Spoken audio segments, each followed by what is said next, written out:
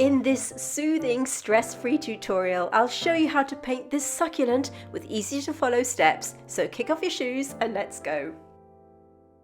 Okay, so as you can see, I've done a really simple outline of the succulent like this by printing off a black and white photo and tracing it down this way.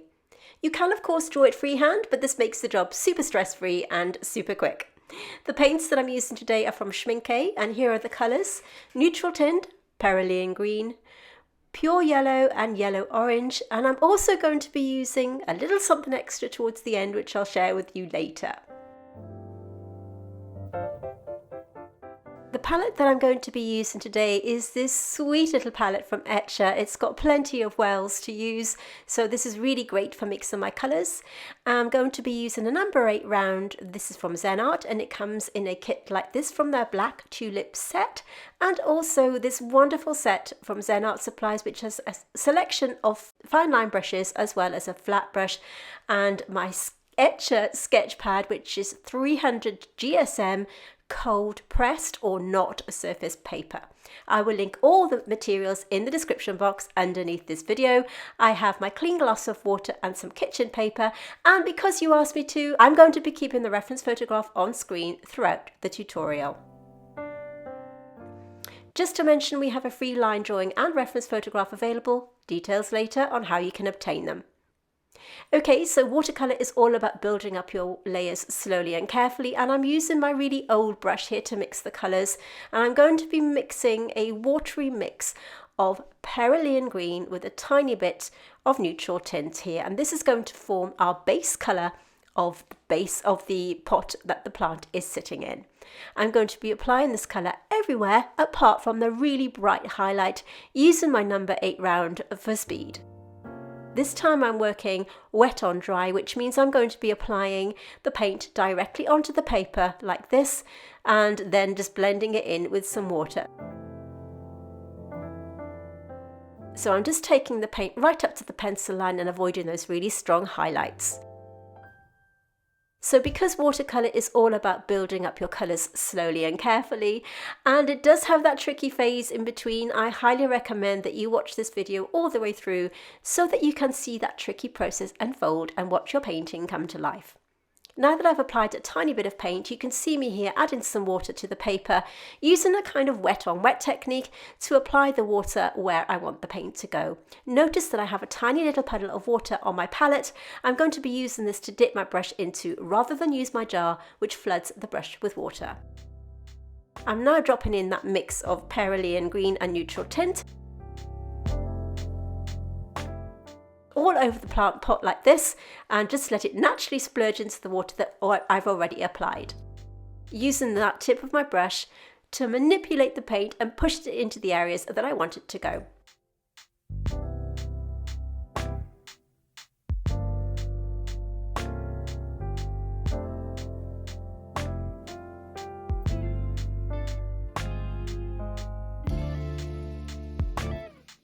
While we're waiting for that to dry, I'm mixing Cerulean green in 2 separate puddles here. We have Cerulean green with some water on its own, and I'm also adding a tiny bit of pure yellow to the second mix here. I'm using my number 8 round brush once more so that I can apply these colours with speed.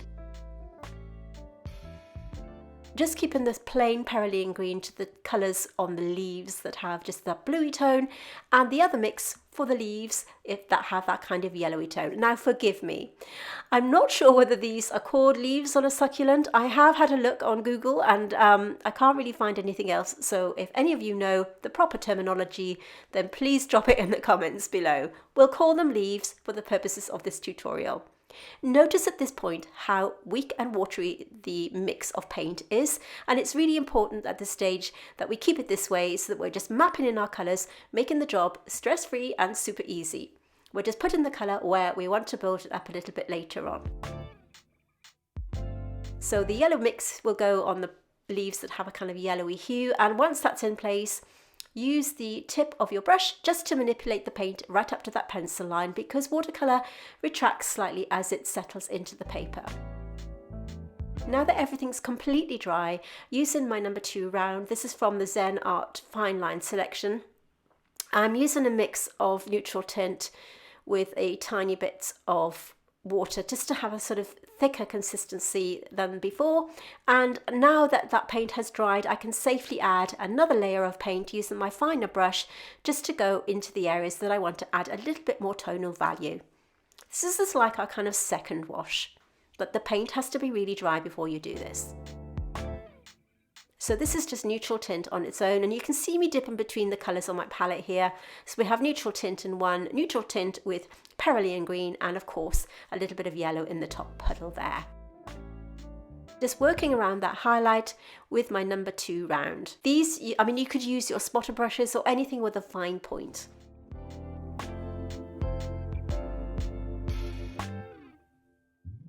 Taking that paint right up to the pencil line. And now using my thicker number 8 round brush for speed, just to add it on the area at the top part of the pot. We already have that pencil line in place, so you can just go up to that pencil line and just not worry about where you're applying the paint, because we can already see where we're going. Super easy and super fast.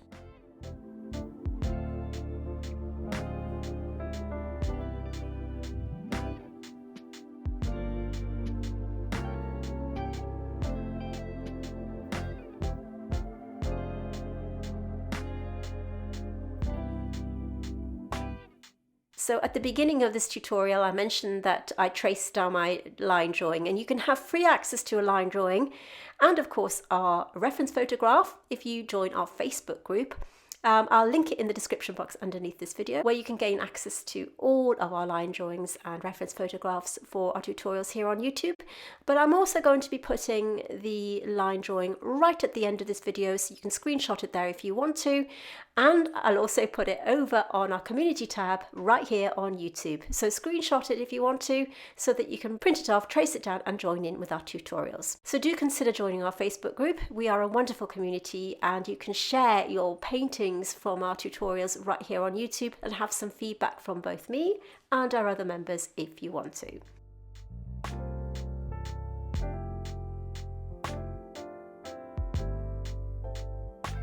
I just painted the shadow underneath the pot using my tiny little number 2 round here, but use any brush that you have that's got a fine point.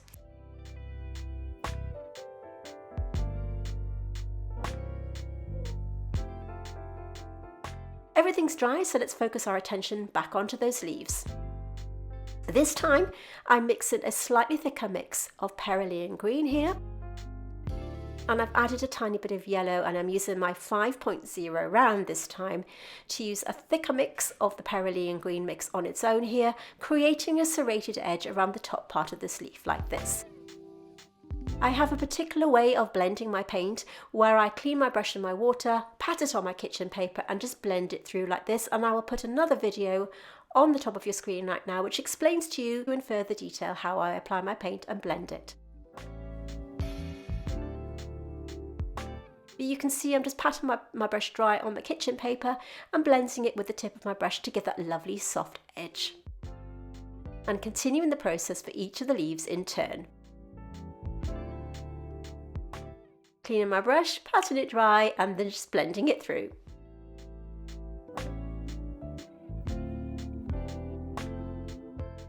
You'll notice on this bottom leaf here, I'm negatively painting the little veins that you can see. Now this is one way we can do it, and it would be rather time consuming, but I just wanted to show you there are a couple of ways that we can do this. This being the first one, where we negatively paint around those veins to create the shape and just softening them through. Now you can continue to do this over the entire plant, but it would be a little bit time consuming, and I'll show you later on a different way that's slightly quicker. So just using that paint just to sharpen up the outside edges here. This is just Cerulean green, and softening that through with a damp brush.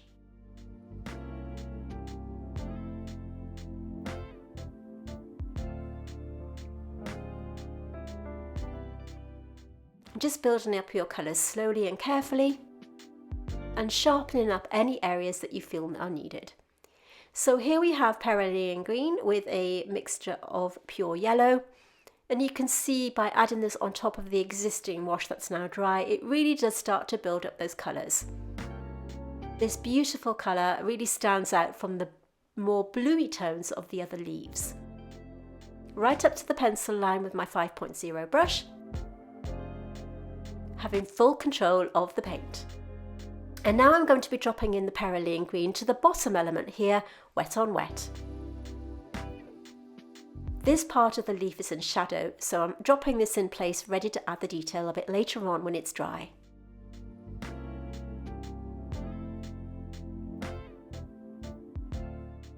So I'm just using a light kind of pattern motion here to drop that paint into the existing wet wash.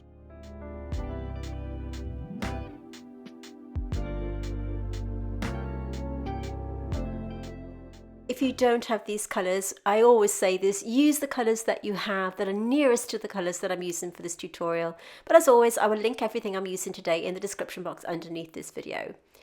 I'm using a watery mix of Cerulean green here on the top leaf, again with the same brush. And continuing the process on all of the other leaves like this. This is a number 1 round, as you can see there. And I've only taken the colour halfway up that leaf because I want to keep the upper section of that leaf slightly lighter if possible.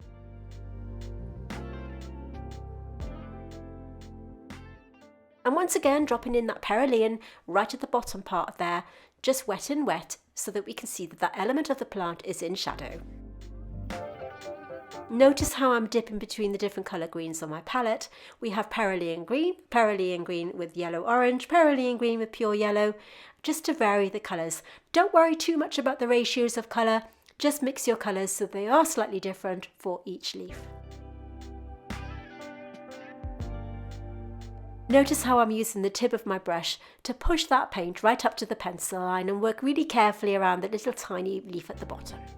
Once again, trying to stay out of the area of the top part of the leaf to keep it lighter where that light is hitting it. But don't worry if you miss it.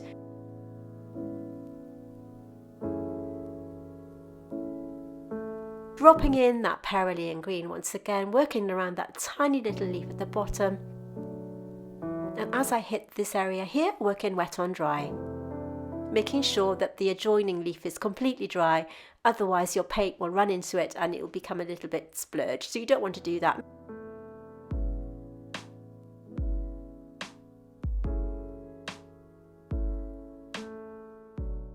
Just take your time. As I said, it's stress-free painting. Cleaning my brush, patting it dry, and then just blending it through.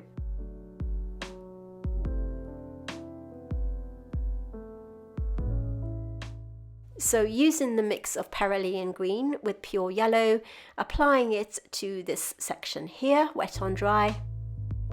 Just picking up a tiny bit more yellow from my palette there and missing out the little bit at the top. And once again creating that serrated edge with my fine brush.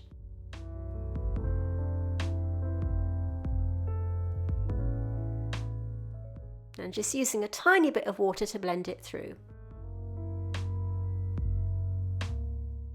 And once again, that Cerulean green on the base. Making sure, of course, that your adjoining leaves are dry.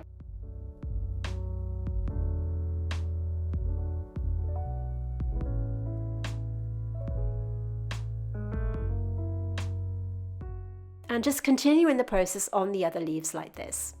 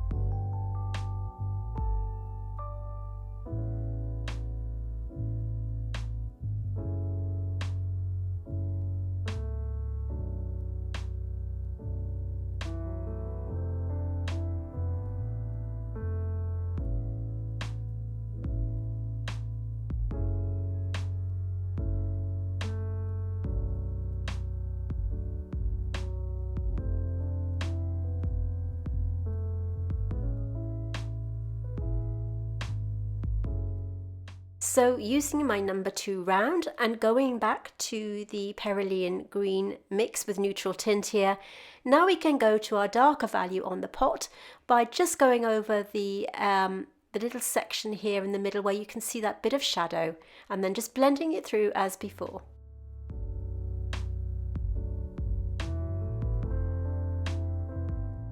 So once I've applied that shadow tone, I'm working around those little highlights again and cleaning my brush, and with that damp brush I'm just blending that paint once again.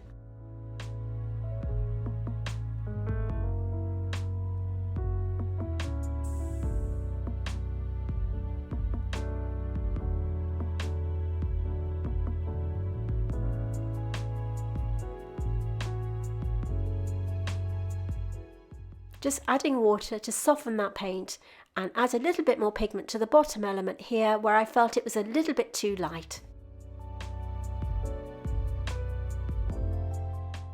And you can see already that this wonderful little pot looks really glossy and shiny. Here we are mixing a tiny puddle of yellow orange with my number 2 2.0 round, and I'm adding this to this tiny little leaf on the bottom here.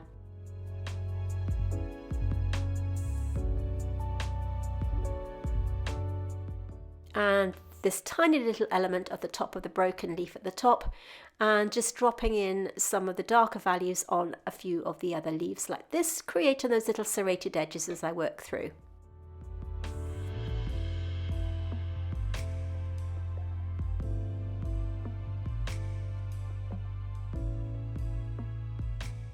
Just strengthening up some of those colours, and notice how I'm adding a little bit of a serrated edge to that bottom leaf. And then of course I'll blend the colour through as before.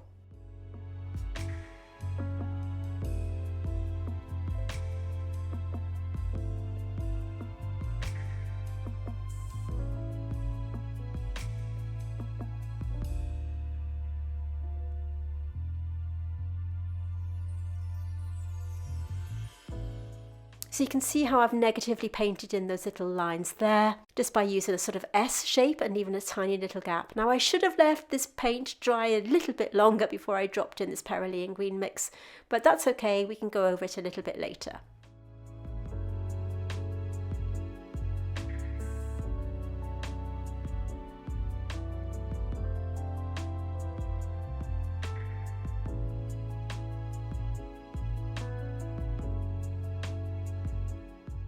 If you are enjoying this video, do give it a thumbs up, and you may want to consider subscribing and hitting that bell notification so you don't miss new uploads every single Tuesday.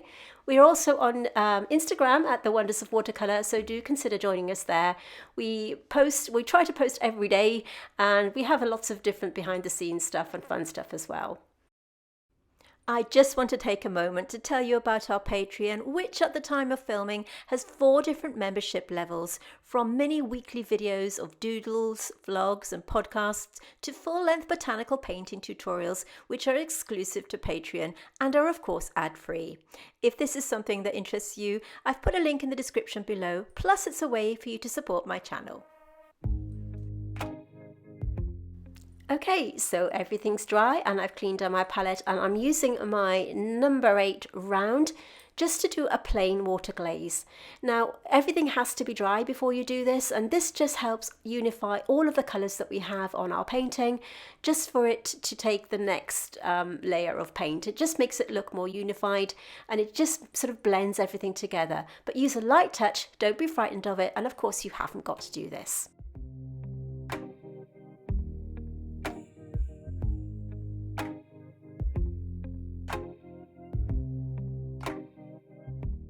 Of course, once you've done this, you must let it dry completely before adding any more paint.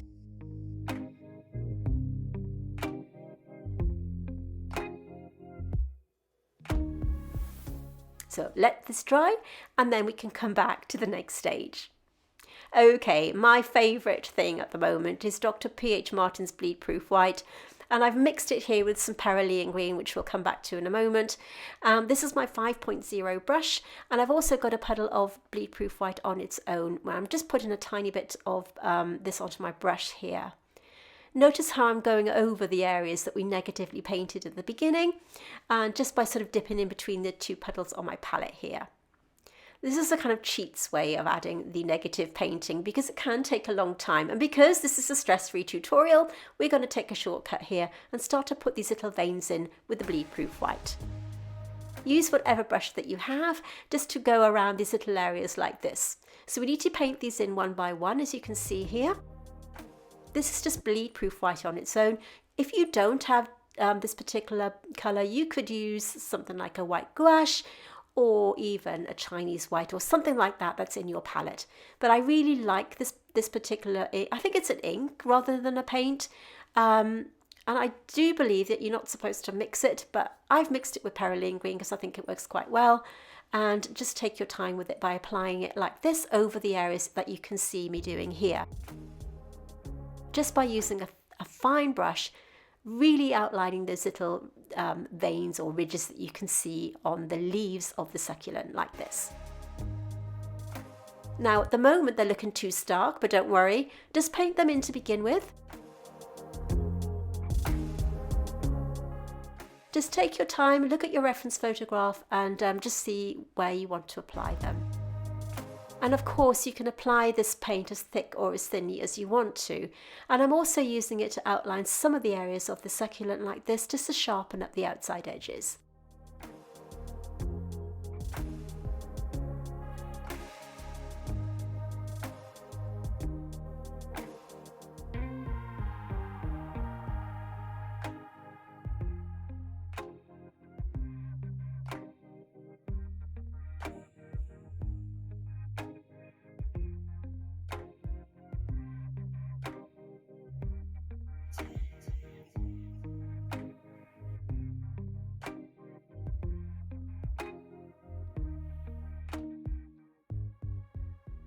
I'm also applying it to some of the areas on the highlight just to sharpen it up. You don't have to do this, but since I have it mixed on my palette, it looked like a really good way of sharpening up any edges that I might have lost. That really makes it stand out. Once again, back to the leaves and just applying that bleed-proof white to the little veins that you can see, or the little, I don't know if they're even called veins, but we'll call them veins. We're just adding them here and there, as you can see. Now they are standing out a little bit much, so I'm going to be mixing these colours I'm showing you here. So we have the yellow-orange and of course the pure yellow as well, and a nice mix of Perylene Green. Just taking the yellow-orange and I'm adding it to the base of the little pot that you can see here because I did feel it had that kind of yellowy tone. So just going over that grey wash. Use any fine brush that you have for this and of course blend it through.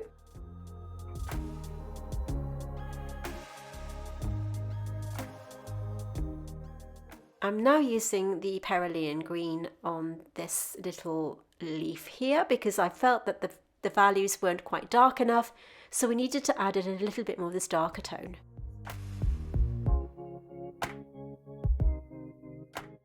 And this time I'm positively painting in some of the little areas like this to create some shape.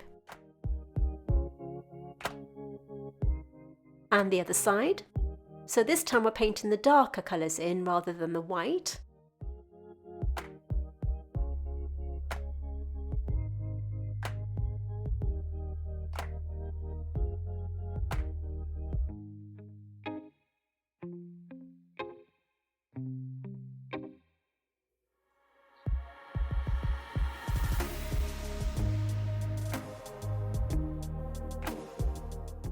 Make sure that this little element is dry before you apply the paint, but you can see by adding this darker value it really makes it stand out a little bit more.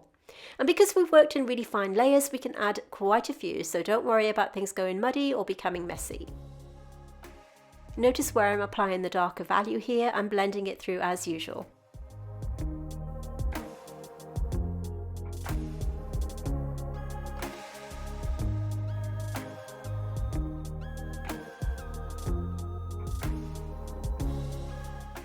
And I'm taking the darker value just to the underside of each of these leaves here and keeping the upper side of it lighter as if the light is hitting it, as you can see. And once again blending those colours through.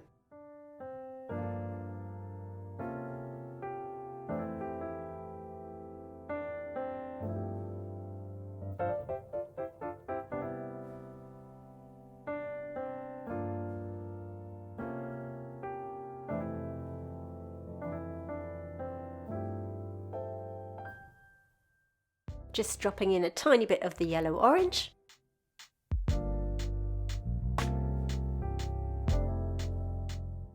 And I'm doing a yellow glaze on this leaf here.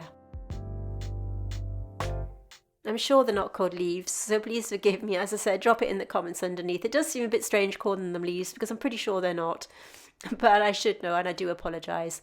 So once again, going through the plant bit by bit, just adding some darker values here and there. Notice how dry the Perylene mix has become on my palette now, which makes it a lot easier to handle when I'm working in smaller areas. So sometimes it's a good idea to mix your colours, let them settle and dry off a little bit before applying the paint.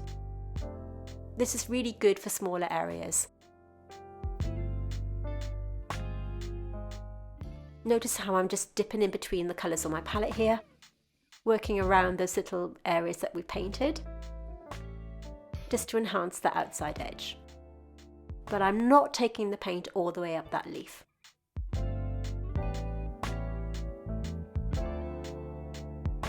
Just dropping in a tiny bit of Perylene green to that part there.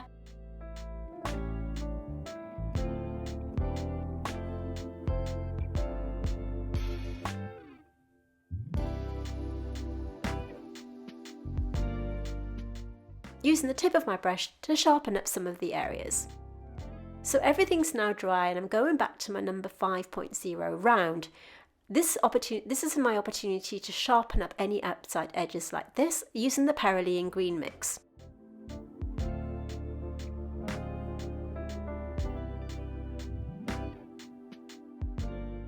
This is a really good opportunity to sharpen up any untidy edges. So Perylene green has now sort of dried up a little bit on my palette, and notice how I'm just drawing in some veins like this and sharpening up the outside edges of these little leaves like this.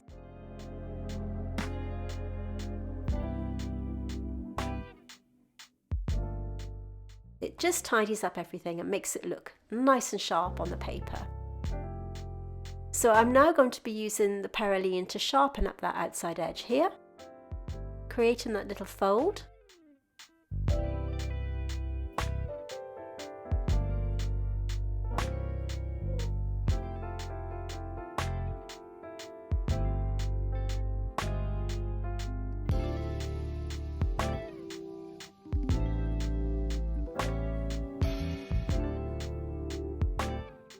Notice how I'm applying the Perylene green underneath the bleed-proof white to create that illusion of shadow and giving it a really three-dimensional form. I'm going to be doing this over all of the bleed-proof white underneath each one to give it that illusion of it being kind of three-dimensional. So at this point, it's just a case of repeating the process, working through leaf by leaf, applying that colour. So I'll let you watch the rest of this video in peace. Please stay right until the end where I'll put up the line drawing for you to screenshot and trace down if you want to.